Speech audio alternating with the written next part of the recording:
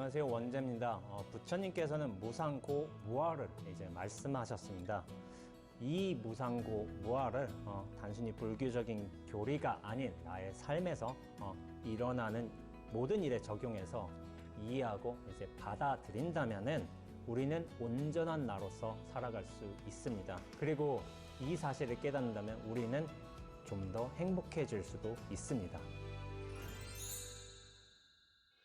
청년들의 인생 멘토로 많이 알려주신 이제 김난도 선생님이 계십니다. 그런데 선생님께서 이런 질문을 가장 많이 받는다고 해요. 선생님은 시련을 어떻게 극복하셨습니까? 라는 질문이라는 거예요. 이러한 질문을 받을 때마다 선생님은 가능한 한 답변을 피하려고 하신다고 해요. 그런데 이런 질문을 하신 분들의 어떤 간절한 마음이 느껴지기에 어쩔 수 없이 대답을 드리기도 하는데, 그때 선생님께서는 이렇게 솔직하게 답변을 드린다고 합니다. 제 경우에는 극복하지 못했습니다. 그냥 시련이 지나갈 때까지 견디는 거지요 라고 이렇게 말씀드린다는 겁니다. 인생의 어려움에 봉착했을 적에 이를 어떻게 지혜롭게 극복하는지를 듣고 싶어하는 그런 분들에게는 다소 실망스러운 답변이 될 수도 있습니다. 그런데 저는 이 김난도 선생님의 솔직한 답변이 정말로 참 마음에 와 닿았고, 또한 지나가기를 견딘다는 그 말씀에 굉장한 감동을 느끼기도 했습니다. 견딘다 라는 말에서 저는 선생님의 어떤 내공이 느껴지기도 했던 겁니다. 15년 전에 제가 막 사미계를 받고 수도암 대적광전에서 기도를 하던 때였습니다.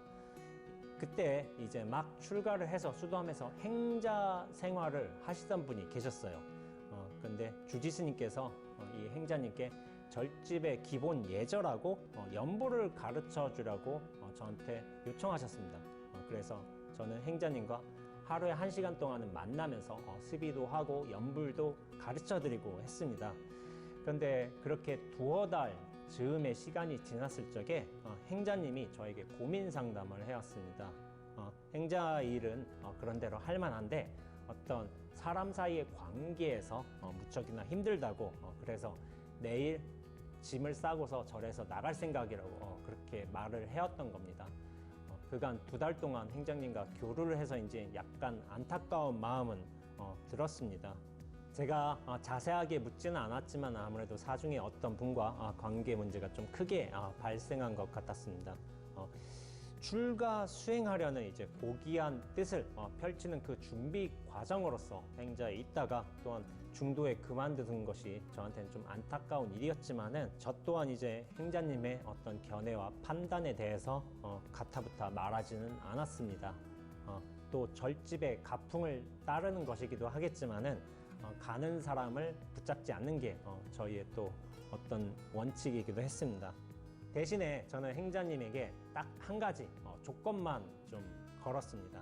더도 말고 덜도 말고 딱 보름만 기다려 보자는 것이었습니다. 행자님의 생각이 그리고 상황이 잘못된 건 아니지만은 딱 보름만 견뎌보고, 보름 뒤에도 여전히 같은 생각이면은 그때 짐을 싸라고 그렇게 말씀드렸습니다. 그리고 보름 뒤에 결정에 대해서는 아무런 토를 달지 않겠다고 그렇게 약속했습니다. 그로부터 이제 보름이 지나도록 행자님은 절을 나가지 않았습니다. 그래서 보름이 지나 저는 행자님한테 물었습니다. 힘들었던 그 관계 문제가 어찌 되었냐고 물으니까 행자님의 표정이 예전과는 사뭇 다른 겁니다. 들어보니까 저에게 그렇게 절을 나가고 싶다고 속내를 털어놓은 뒤부터 어떤 분과의 관계 문제가 조금 개선되는 듯 싶더니 지금에는 아무렇지 않게 되었고, 또 행자 생활을 하는데 큰 지장이 없을 정도가 되었다고 그렇게 말하는 겁니다. 행자님의 그런 대답을 듣고 나서 저는 더 이상 구체적으로 묻지 않았죠. 제 개인의 원칙이기도 하겠지만은 저는 사람들 사이의 관계 문제에 대해서 개입하지 않는 편입니다. 그 문제가 생겨난 당사자들이 서로 풀어야 할 과정이며 또한 숙제이기 때문입니다. 게다가 절집에 비교적 젊은 20대의 어린 나이에 들어온 제가 아무리 스님이 되었다고 해도 중년의 연세 지긋한 분들의 관계 문제에 대해서 이래라 저래라 조언하는 것도 사실상 썩 좋은 모습은 아니었습니다. 사람 사이의 관계 문제라는 게 굉장히 미묘한 일이어서 상황을 잘 알지도 못하는데 이래저래 간섭하면은 오히려 좀 낭패를 보기 쉽습니다. 그래서 어떤 말이든 좀 조심해야 되겠다는 좀 생각이 들었습니다. 그런데 절집도 사람이 사는 곳입니다. 스님이 되려거든 이 절집의 어떤 인간 관계 문제에 대해서도 스스로 겪어내고 또한 치러내면서 견뎌야 할 하나의 과정이라고 또 생각하고 있었습니다. 그래서 이 행자님의 어떤 대응을 좀 멀찌감이 떨어져서 한번 지켜보는 것으로 그렇게 결정을 했던 것이기도 합니다. 제가 행자님에게 달리 알려드릴 만한 것은 없었지만은 딱 한 가지만 알려드렸던 겁니다. 바로 무상입니다. 모든 것은 변한다. 무상은 무척이나 단순한 진리입니다. 무상에 기대어 상황이 어떻게 변하는지 한번 지켜보자. 저는 딱 이 조건만 내세웠던 겁니다. 보름 전 분명히 행자님은 사람들과의 어떤 관계 문제에 어려움을 실토했고 그것을 문제라고 인식했으며 앞으로도 그 어려움이 계속될 것이라고 그런 생각을 했던 겁니다. 하지만 저는 이 무상이라는 진리를 확신했습니다. 시간은 분명히 흐를 것이고 상황은 변하는 것이고 문제 또한 뒤바뀔 수 있다는 사실을 알았습니다. 그리고 그 문제가 변화하면서 그 문제를 대하는 나의 마음도 변할 수 있다는 사실, 이 모든 것들이 변한다는 사실을 알았을 뿐입니다.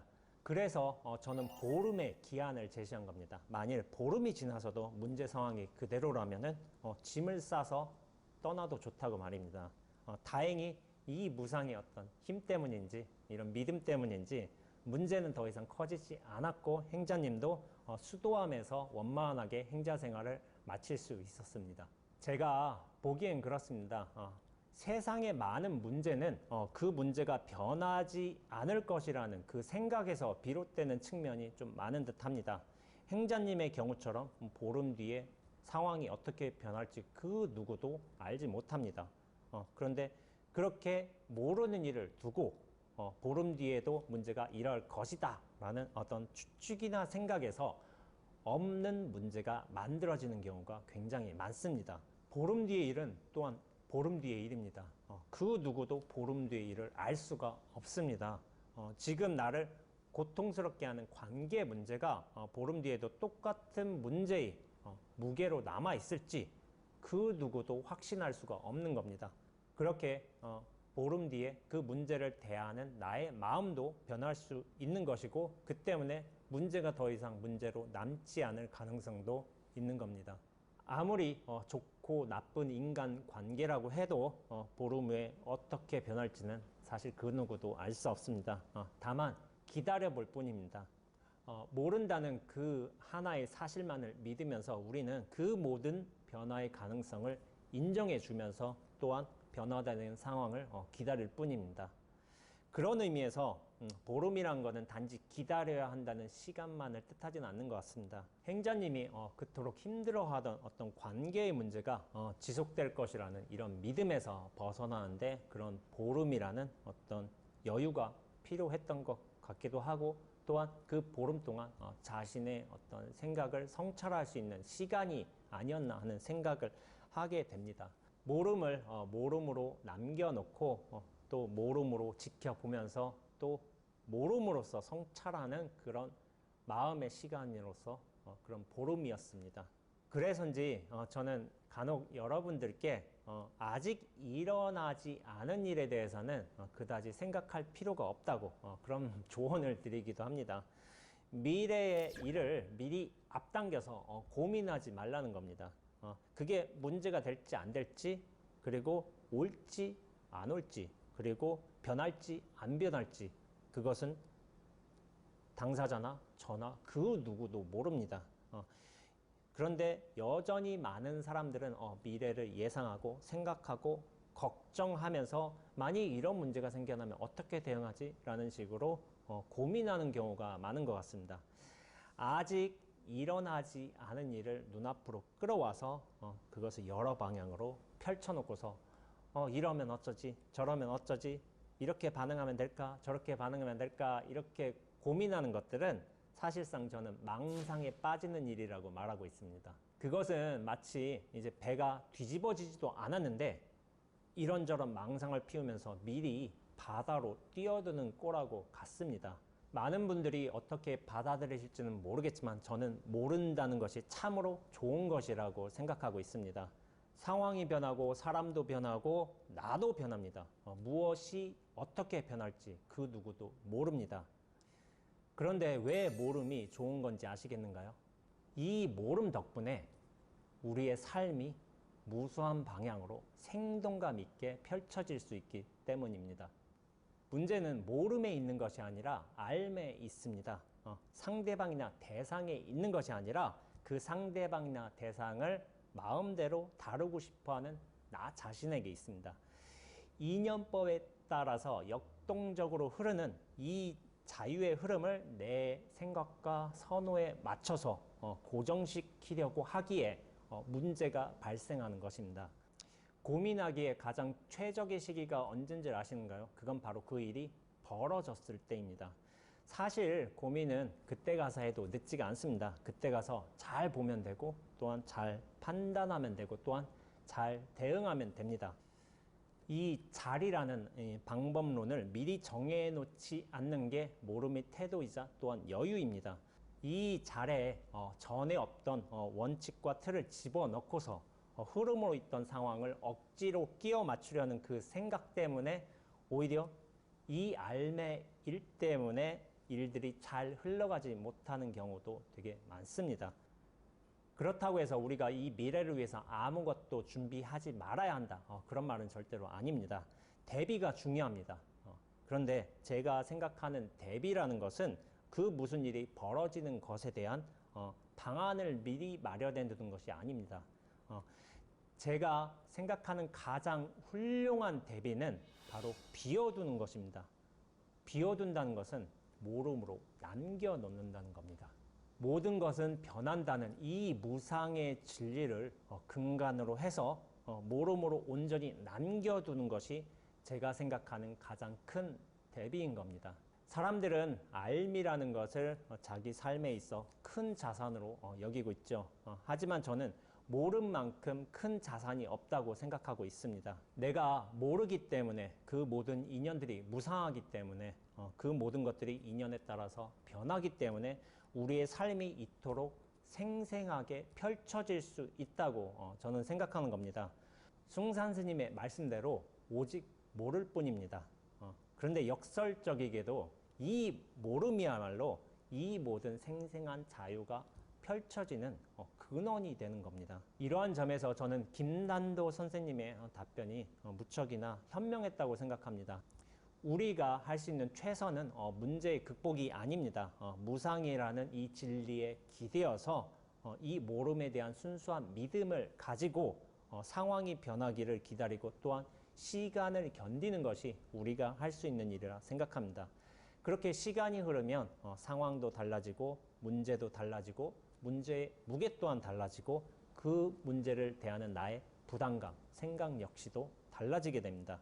지나고 보면 별일이 아니었는데 그때는 왜 그렇게 심각했었나 하는 경험들이 우리 인생에 몇 번쯤 있지 않은가요? 끊임없이 변화하는 이 무상의 상황을 나의 알매일로 고정시켰을 적에 행자님이 그렇게 고민하던 것처럼 관계 문제가 여전히 지속되리라 그렇게 예상했을 적에 문제라는 것은 본래 없던 실체가 생기게 됩니다. 그런데 그 실체는 누가 만든 게 아닙니다. 내가 만든 겁니다. 그렇게 문제에 맞서서 싸우려고 하는 것이 그렇게 현명하다고 생각하진 않습니다. 왜냐하면 내가 만든 생각과 내가 싸우는 것이기 때문입니다. 그래서 저는 문제에 대해서 이런 말씀을 드리기도 합니다. 문제되는 것이 있다면은 눈앞에 슬쩍 던져놓고서 적당한 거리를 유지한 채 그래 문제 네가 한번 어떻게 변하나 한번 보자 하는 마음으로 일상생활을 하면서 그렇게 틈틈이 이 문제라는 상황을 지켜보라고 하는 겁니다. 이것은 사실은 마음을 지켜보는 것과 똑같습니다. 그 모든 것이 이 마음 또한 무상하다는 믿음을 가지고서 문제에 너무 몰입되지 말고 이 문제가 시간에 따라 변화하는 그 모습을 잘 지켜봐 주고 또한 이 변화하는 상황에 따라서 나의 마음이 어떻게 반응하는지를 지켜보는 것이 바로 수행입니다. 문제는 없습니다. 다만 상황이 있을 뿐입니다. 문제는 나의 일이지만 이 상황은 전체의 흐름입니다. 우리의 삶에는 다양한 문제들이 물론 있는 듯 보입니다. 하지만 잘 알고 보면 인연에 응해서 끊임없이 변화하는 상황이 있을 뿐입니다. 문제라면 내가 해결해야 하는 것이겠지만은 이렇게 상황이기에 나라는 인연을 가지고서 지혜롭게 대처하는 것이 수행자의 자세가 아닌가 하는 생각을 하고 있습니다. 영화 황산벌에는 이런 명대사가 나오기도 했습니다. 강한 자가 살아남는 게 아니다. 살아남는 자가 강한 것이다. 모든 것이 변한다는 무상은 진리입니다. 삼법인의 진리이기도 한 이 무상은 결코 죽을 수가 없습니다. 나라는 존재는 인연 따라 죽는다 할지라도 이 무상이란 진리는 끝까지 살아남게 됩니다. 그렇다면 우리가 진정으로 살아가기를 원한다면 가장 강한 것에 나를 던져주는 게 좋지 않을까요? 무상이라는 진리에게 나라는 존재를 또한 나라는 인연을 던져주는 게 좋지 않을까요? 무상보다 강한 것은 없습니다. 혹시 지금 마음이 힘드신가요? 아니면 반대로 행복이 차고 넘치시는가요? 모든 것은 변한다는 이 사실만 안다면 그리고 상황을 전체의 흐름으로서 볼 수 있다면 지금 나에게 일어나고 있는 일들과 감정에 집착하지 않고 그대로 흘려보낼 수 있습니다. 그럼 우리 적당히 건강하고 적당히 행복했으면 좋겠습니다. 예, 원지였습니다.